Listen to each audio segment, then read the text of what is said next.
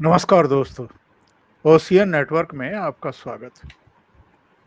Qatar में अचानक ऐसे समय जबकि गाजा और फिलिस्तीन के बीच में गाजा और इजराइल के बीच में युद्ध चल रहा है और जाहिर है दुनिया के अन्य देशों की तरह भारत का भी अपना एक स्टैंड है और हम जहां इजराइल के साथ खड़े हैं, हमास के खिलाफ खड़े हैं, वहीं हम गाजा पट्टी में जो पीड़ित हैं उनके लिए राहत सामग्री भी भेज रहे हैं।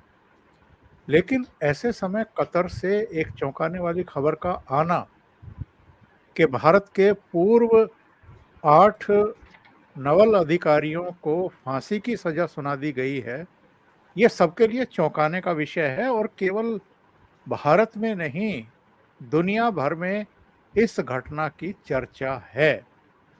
आज हम समझने की कोशिश करेंगे कि कतर ने ऐसा क्यों किया है, जिन 8 पूर्व अफसरों को फांसी की सजा सुनाई गई है, उनका कसूर क्या है और इनमें ऐसे अफसर भी हैं जिनको भारत सरकार ने विशिष्ट सम्मान से अलंकृत किया है, सम्मानित किया है।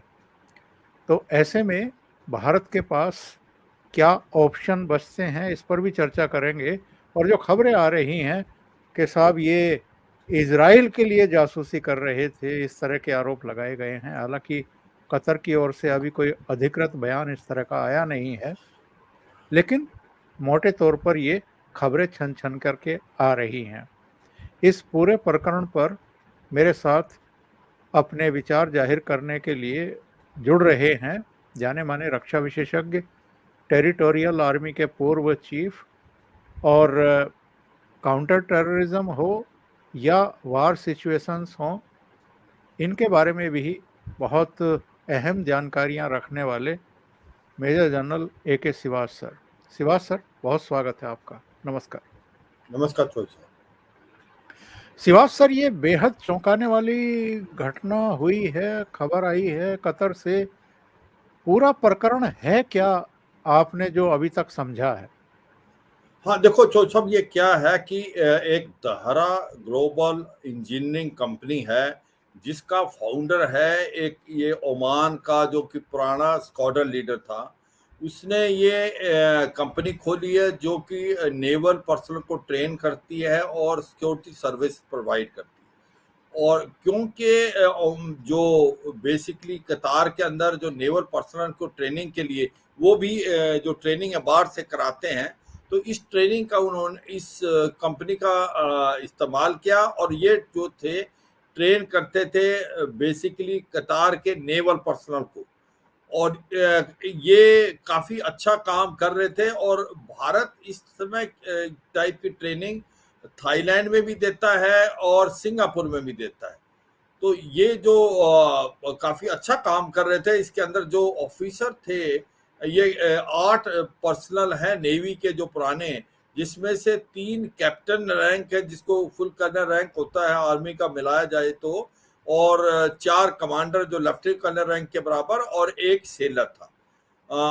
तो एकदम जो पिछले साल अगस्त 22 में ये जो कंपनी थी इसका मालिक को भी इन्होंने पकड़ लिया और इनके ऊपर भी एक प्रकार चार्जेस लगाए। जो 8 ये पर्सनल थे उनको भी उन्होंने एक प्रकार से सॉलिटरी कन्फाइनमेंट में डाल दिया था स्टार्टिंग में। और इनके ऊपर चार्जेस जो सुनने में आया है, क्योंकि उन्होंने कोई चार्जेस को ओपन फोरम में तो नहीं रखा है, कि ये स्पाइंग कर रहे थे इजराइल के लिए। जो कतार के अंदर इटली जो है एक सबमरीन बना ली है जो स्टेल्थ टेक्नोलॉजी मीन उसको डिडक्ट नहीं कर सकते आपके रडार, वो उसकी इंटेलिजेंस इन्होंने प्रोवाइड की है इजराइल को, ऐसा वो एलिगेशन कर रहे हैं। और इसके कारण इनको इन्होंने जो है अरेस्ट किया। और इसका कुछ नहीं पता चला, सितंबर में ही पता चला 2022 में, जब इनके जो फैमिली मेंबर है उनके पास फोन आने बंद हो गए। और फिर अक्टूबर के अंदर हमने कौंसलर एक्सेस लिया था जो हमारे एम्बेसडर हैं कतार के अंदर, और हमने इसको लीगल एड भी प्रोवाइड की थी। मगर इसके बाद जो ये ओमान का इसका मालिक था उसको छोड़ दिया इन्होंने। वो अभी इस साल छोड़ दिया था, तो ऐसा लगता था कि अब इसमें इनको लगता है कि कुछ मिसअंडरस्टैंडिंग हुई है, कुछ है नहीं, और इनको भी जो सॉलिटरी कन्फाइनमेंट से इनको निकाल के दो दो ऑफिसर को इकट्ठा डाल दिया था। मगर ये एक बहुत ही जो चौंकाने वाली न्यूज आई है अभी, कि अब जो कोर्ट ने डिसीजन दिया है, जजमेंट दिया है, उसमें इन सब को डेथ पेनल्टी दे दी है। ये एक बड़ी अचरज की बात है कि जब ऐसा लग रहा था कि ये केस रिजॉल्व होता नजर आ रहा है, इसके जो एक मालिक था उसको भी छोड़ दिया गया, क्योंकि अगर ये स्पाइंग हो रही है इस कंपनी के द्वारा, तो फिर मालिक तो सबसे पहले इन्वॉल्व है इनका। तो ये सच्चाई है कि ये एकदम बड़ा होना, ये लगता है इसके दो रीजन हो सकते हैं। एक तो सच्चाई है कि कतार के अंदर पाकिस्तान का बहुत बड़ा रोल है। कतार की जो डिफेंस फोर्सेस को भी पाकिस्तान की आर्मी भी ट्रेन करती है। कतार का जब ये वर्ल्ड कप हुआ था तो 3 लाख के करीब पाकिस्तान की सिक्योरिटी फोर्सेस वहां गई थी। पाकिस्तान की जो आईएसआई है उसने काफी रोल है, और ये लगता है जिस पहली बार जब इनको अरेस्ट किया गया था, ये चार्जेस लगाए गए थे, ये पाकिस्तान की आईएसआई की बहुत ज्यादा इन्वॉल्वमेंट है। और पाकिस्तान के जो नेवल चीफ हैं वो कुछ एक दिन पहले ही उनके जो टॉप सिक्योरिटी पर्सनल थे उनसे मिले थे। तो इसमें ऐसा लगता है क्योंकि ये ट्रेनिंग भारत के ये लोग करा रहे थे और पाकिस्तान को ये चांस नहीं मिलता था, क्योंकि भारत के जो ट्रेनिंग कराने का दर्जा बहुत अच्छा है, और इसीलिए ये धारा ग्लोबल इंजीनियरिंग भारत से हेल्प ले रही थी। तो एक वजह तो ये है कि आईएसआई इसके अंदर इन्वॉल्व थी, और आईएसआई का ये रचा हुआ सब गेम है, इसमें कोई शक नहीं। जिस प्रकार से कुलभूषण जाधव को भी पाकिस्तान की आईएसआई ने चाबार से पकड़ा था और उसको फिर दिखाया कि ये एक बार बलूचिस्तान से पकड़ा गया था। तो इसी प्रकार कुछ न कुछ आईएसआई की इन्वॉल्वमेंट थी इसमें। मगर अभी भी इसको ऐसे टाइम में अभी ये जजमेंट देना, ये लगता है कि जिस प्रकार से क्योंकि कतार जो है एक ऐसा देश है जो कि कई बार अगर आप देखें तो टेररिस्ट ऑर्गेनाइजेशन के साथ खड़ा नजर आता है, और सबसे बड़े टेररिस्ट ऑर्गेनाइजेशन चाहे तालिबान हो चाहे हमास हो, इनके हेडक्वार्टर भी दोहा में है। तो अब जिस प्रकार से भारत ने एक बड़ा क्लियर स्टैंड लिया था 7 अक्टूबर को जो टेररिस्ट एक्शन हुआ था इजराइल के ऊपर, और तो जो हमास ने किया था, तो भारत ने बिल्कुल साफ सुथरा स्टैंड था कि हमास का जो ये एक्शन है ये टेररिस्ट एक्शन है, हम इसके बरखिलाफ हैं, हम जो है इजराइल के साथ खड़े हैं। तो इसमें मुझे लगता है ये भी कहीं ना कहीं एटेगनाइज हुआ है कतार, और उसने एकदम जो इनका कोर्ट है जो कि सबसे पहला सिंगल बेंच कोर्ट है, उसने ये जजमेंट दी है। तो ये लगता है ये सोची समझी साजिश के थ्रू हुआ है, इसके अंदर आईएसआई का बहुत बड़ा हाथ है, और कतार ने भारत की गवर्नमेंट को बैकफुट पे डालने के लिए, क्योंकि जो हमने स्टैंड लिया है वो हमने टेररिज्म के अगेंस्ट लिया है, ना कि हमने पैलेस्टाइन के कॉज तो भारत अभी भी मानता है। भारत एक ऐसा देश है जिसने 90 टन जो है वो खाद्य सामग्री और जिसके अंदर मेडिसिन है, खाने पीने का सामान भेजा है, और हम कंटिन्यूसली लास्ट 7 दिन से भेज रहे हैं। मगर इसके बरखिलाफ ये जो कतार ने किया है ये काफी जो है बहुत ही आश्चर्यजनक एक प्रकार डिसीजन लिया है। भारत की जो गवर्नमेंट है वो आगे काफी कार्रवाई करेगी, वो हम डिस्कस करेंगे जब आप आगे बातचीत करेंगे चौधरी साहब। 2-3 चीजें हैं शिवाज सर। एक तो ये कहा जा रहा है कि जब नुपुर शर्मा प्रकरण हुआ था तो अरब कंट्रीज में सबसे पहली तीखी प्रतिक्रिया कतर से आई थी। दूसरे ये कहा जा रहा है कि चूंकि हमास के हमले के बाद दुनिया के जिन देशों ने सबसे पहले रिएक्ट किया और इसको क्रूर आतंकवादी हमला बताते हुए इसकी कड़े शब्दों में निंदा की, उनमें भारत भी है। तो अरब कंट्रीज के कुछ देश जिनमें कतर भी है वो भारत से चिढ़े हुए हैं। बिल्कुल। दूसरी बात ये कही जा रही है कि G20 के मौके पर अमेरिका, यूरोपियन कंट्रीज ने और कुछ अरब कंट्रीज ने मिलकर के जो आर्थिक गलियारा बनाने का ऐलान किया था, संकल्प लिया था, उससे न केवल तुर्की, पाकिस्तान और कुछ अरब कंट्रीज जिनमें आपके ये कतर भी हैं, ये सब कहीं न कहीं अंदर से चिढ़ गए हैं बहुत बुरी तरीके से। और जो कुछ हमास की तरफ से हुआ है गाज़ा पट्टी से इज़राइल पर, कहा तो यहाँ तक जा रहा है कि इज़राइल के अरब कंट्रीज़ के साथ में जो रिश्ते हैं वो सामान्य ना होने पाए इस आर्थिक गलियारे से, इसके पीछे एक सोच ये भी थी, एक चाल ये भी थी। इसमें कितनी सच्चाई है? हाँ, देखो इसमें कोई शक नहीं कि जो ये एक्शन हुआ है 7 अक्टूबर को, तो ये तो एक सोची-समझी साजिश से हुआ है, क्योंकि वो उनको लग रहा था कि इज़राइल के जो रिलेशन हैं, वो अरब देश के साथ बहुत अच्छे हो रहे हैं, specially Saudi Arabia, UAE, Oman से। और जो पैलेस्टाइन कॉज़ है, उनको लगता था अब ये भूल जाया जाएगा, क्योंकि अब इकॉनमी की तरफ ज़्यादा ध्यान दिया जा रहा है। और जैसे ये Bharat middle east Europe economic corridor जो बन रहा था, वो एक गेम चेंजर था। उससे क्या था, ये पूरी इकॉनमी चेंज हो जानी थी मिडल ईस्ट की, क्योंकि भारत से जो सामान जाएगा वो फिर पोर्ट के यहाँ से शिप से जाएगा, और उसके बाद रेलवे से, वहां से यूएई से सऊदी अरेबिया, जॉर्डन और इजराइल, ये इन देशों के रेलवे से जाता हुआ फिर ये फ्रांस, जर्मनी और इटली जाएगा। तो ये एक गेम चेंजर था। इससे क्या था कि 40% तो उसका सामान की कॉस्ट कम हो जाती है, 60% समय बचता है। तो ये भी एक बहुत इंपॉर्टेंट चीज थी। इसको मद्देनजर रखते हुए जिस प्रकार से हमास ने ये कार्रवाई की है, तो ये इसीलिए की है कि कहीं ना कहीं वो नहीं चाहते थे कि ये रिलेशन इजराइल के मुस्लिम देशों से अच्छे हों और ये कॉरिडोर आए। तो इसमें कोई शक और सवाल नहीं।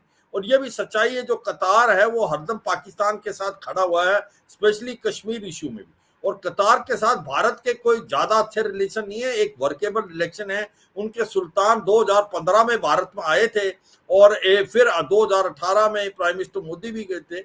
मगर ये सच्चाई है कि उनका कतार का हरदम जो झुकाव है वो पाकिस्तान की तरफ रहा है। पाकिस्तान की डिफेंस फोर्सेस में काफी इन्वॉल्व है। तो ये जो भी एक्शन हुआ है, इसमें लगता है कि आईएसआई का बहुत बड़ा रोल है। इसमें कोई शक नहीं है कि जिस प्रकार से ये कार्रवाई की है और जिस प्रकार से ये टाइमिंग है जब इनको पनिशमेंट दी है, कि जजमेंट अभी देनी थी, ये उससे कनेक्टेड है। जैसे आपने बताया कि जिस प्रकार से हमास ने हमला किया इजराइल पे और भारत ने इजराइल का साथ दिया, क्योंकि हमास एक टेररिस्ट एक्शन था, ये इससे भी कतार जो है वो चिढ़ा था और उसने भारत को बैकफुट पे डालने के लिए ये जजमेंट जो है अभी एकदम, जबकि जो ओमान का ये दहारा ग्लोबल इंजीनियरिंग का जो बॉस है उसको तो छोड़ दिया, और उसके ऊपर कोई एक्शन नहीं, और इनके बरखिलाफ इतनी बड़ी पनिशमेंट कि इनको डेथ पेनल्टी देना, जो कि एक बहुत ही हैवीएस्ट पनिशमेंट है,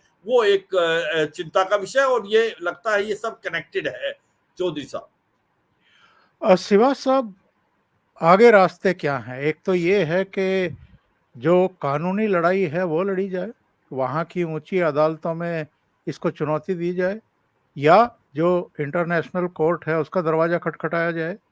दूसरा ये है कि कूटनीतिक तरीके से बातचीत की जाए और इस मसले का कोई समाधान निकाला जाए, या प्रधानमंत्री सीधे वहाँ के जो भी सर्वे सर्वा हैं उनसे बातचीत करें, या फिर अंतर्राष्ट्रीय दबाव इतना बनाया जाए कतर के ऊपर कि वो अपने आप ही इन चीज़ों पर पुनर्विचार करे। और जो 2015 में दोनों देशों के बीच में संधि हुई थी कि अगर एक दूसरे देशों के नागरिक किन्हीं पचड़ों में फंस जाते हैं और उनको सजा दे दी जाती है, तो उससे सजा एक्सट्रेडिशन। जो सुनाई गई है वो फिर उन देशों को डिपोर्ट कर दिया जाए जो सजा की अवधि है वो अपने देश में काटे। तो इसमें रास्ते क्या हैं भारत के पास इस समय? जो चौधरी साहब आपने रास्ते बताए ये सभी हैं, और ये मल्टी प्रोंग स्ट्रेटेजी से चलना पड़ेगा, और हर एक रास्ते का इस्तेमाल करने की कोशिश करेंगे।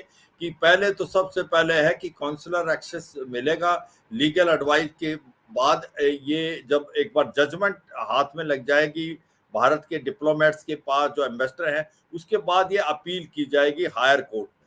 और जैसे जैसे कोर्ट बढ़ता जाएगा, अगर मान लो हम उस हाई कोर्ट में जीते, उससे हायर कोर्ट में, और दूसरा उसके साथ साथ ही जो डिप्लोमेटिकली हम प्रेशर डालें, और इसके साथ साथ हम जो है गवर्नमेंट टू गवर्नमेंट जो बात आप कर रहे थे, क्योंकि प्राइम मिनिस्टर मोदी की छवि बहुत बड़ी है और उसका अभी भी बहुत बड़ा से है मिडिल ईस्ट में।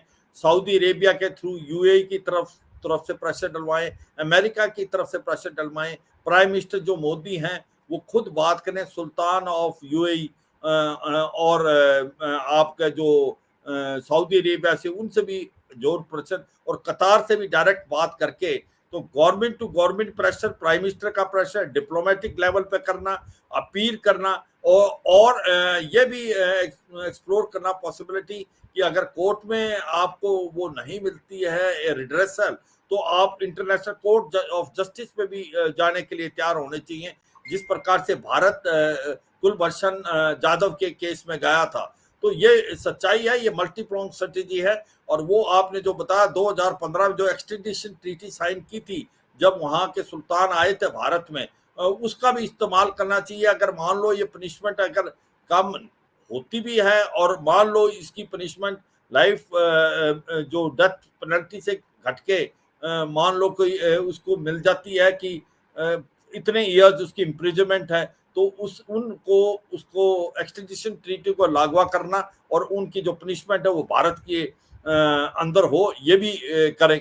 मुझे लगता है कि हर पहलू को इस्तेमाल करना चाहिए, क्योंकि ये कोई ऐसा केस मुझे लगता नहीं कि वाकई ये ठोस बड़ा केस है। ये पॉलिटिकली मोटिवेटेड है, आईएसआई इसमें इन्वॉल्व है, और जो कतार की गवर्नमेंट है उसने जानबूझ के किया भारत की गवर्नमेंट को बैक फुट पे डालने के लिए, क्योंकि भारत की छवि बहुत अच्छी है। प्राइम मिनिस्टर मोदी की एक स्टैंडिंग है आज वर्ल्ड के अंदर, और भारत के प्रधानमंत्री प्रेशर डाल सकते हैं मिडिल ईस्ट की दूसरे देशों में, जिस प्रकार से सऊदी, यूएई, ओमान, और इसी प्रकार थ्रू यूएस के जो प्रेसिडेंट उनके थ्रू, और बाकी यूरोपियन कंट्री, वो भी इस्तेमाल करना चाहिए, और अपील भी करनी चाहिए हायर कोर्ट में। एक और भी तरीका है कि जो इनकी फैमिली है वो मर्सी पटिशन का भी इस्तेमाल कर सकते हैं, जो कि मर्सी पटिशन दी जाती है सुल्तान ऑफ कतार, तो उसका भी इस्तेमाल करना चाहिए।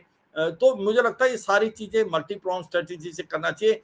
एम यह है इनको जल्दी से जल्दी भारत में वापस लाना, क्योंकि ये ऐसा लगता है ये they are victim of basically circumstances, और इनका बिल्कुल कोई लेना देना नहीं है स्पाइंग से। इतने काबिल ऑफिसर हैं, वो बिल्कुल इन्वॉल्व नहीं होंगे, वो समझते हैं महत्व। और जिस प्रकार से इनमें से एक जो कमांडर साहब हैं, उनको भारत की गवर्नमेंट ने हाईएस्ट अवार्ड दिया है, जो कि सिविलियन को दिया जाता है, और वो भी किसके कहने पे, दोहा गवर्नमेंट के कहने पे, रिकमेंडेशन पे। तो ये सच्चाई है, ये एक सोची समझी साजिश के तहत हुआ है। इसको हम हर तरफ से लड़ना चाहिए, और एक्सपोज करके इनको वापस लाने की जल्दी से जल्दी कोशिश करनी चाहिए चौधरी साहब। सिवाज साहब, आखिर में मैं एक और पॉइंट की तरफ आपका ध्यान दिलाना चाहता हूं, और ये चीज़ें भी मीडिया में चल रही हैं कि पिछले कुछ समय से कनाडा में, ब्रिटेन में, पाकिस्तान में जो भारत के खिलाफ साजिशें रचते रहे हैं या भारत में वांछित रहे हैं, ऐसे आतंकवादी मारे जा रहे हैं। कहीं ऐसा तो नहीं है कि आईएसआई और पाकिस्तानी मिलिट्री जो है वो भारत को कहीं ना कहीं उलझाना चाहती है, ताकि जो ये सब चल रहा है किसी तरीके से वो तो पर्दे के पीछे चला जाए, और भारत को लेकर के कंट्रोवर्सीज शुरू हो जाएं अंतर्राष्ट्रीय स्तर पर। हाँ बिल्कुल हो सकता है, इसमें कोई शक नहीं है कि जो पाकिस्तान की आईएसआई की इन्वॉल्वमेंट में तो कोई शक नहीं है, ये है। और वो एक्सपोज करना चाहती है, वो भारत को नीचा दिखाना चाहती है, और इसीलिए उसने इसका फायदा उठाया है। क्योंकि देखो ऐसा हो नहीं सकता कि पाकिस्तान के नेवल चीफ मिल रहे हैं और उसके बाद ही इन पे एक्शन हो जाता है। ये एक रिटायर्ड ऑफिसर्स हैं, एक कंपनी बहुत अच्छा काम कर रही है। कतार की जो मिलिट्री इंस्टॉलेशंस और की सिक्योरिटी का भी ये ध्यान देती है, उसके बाद उनके नेवल पर्सनल को भी ट्रेन करती है। वो एक बहुत अच्छा काम कर रहे हैं। तो ये मुझे लगता है वाकई आप जो कह रहे हो सोची समझी साजिश है। और जिस प्रकार से अब ये टारगेट किलिंग हो रही है, ये पता नहीं गैंग वार से मारे जाने कैसे, मगर ये जितने भी टेररिस्ट हैं जो कि भारत से कनेक्टेड हैं, वो वन बाय वन उनका सफाया हो रहा है, चाहे वो कनाडा में है, चाहे वो आपके यूरोप के अंदर है या पाकिस्तान के अंदर है। तो ये सच्चाई है कि पाकिस्तान को लग रहा है कि उसकी गेम खत्म। अब वो पाकिस्तान के अंदर भी जो छुपे बैठे हैं बिलों में, उनका भी वन बाय वन खात्मा होता जा रहा है। तो उनको पाकिस्तान चाहेगा कि भारत को भी बैकफुट पे डलवाए। और ये जो कार्रवाई की है, ये मुझे लगता है ये मिली भगत लगती है कतार और आईएसआई की, और इसके जरिए ये हुई है। मगर भारत को पूरे अपने प्रेशर डलवाना है और हर पहलू का इस्तेमाल करना है, political, diplomatic, government to government और लीगल रिकोर्स लेके इनको जल्दी से जल्दी वापस लाना है। चौधरी साहब, बहुत बहुत धन्यवाद शिवाज सर, ओशियन के नेटवर्क के लिए इतना समय निकालने के लिए और महत्वपूर्ण मुद्दे पर चर्चा करने के लिए।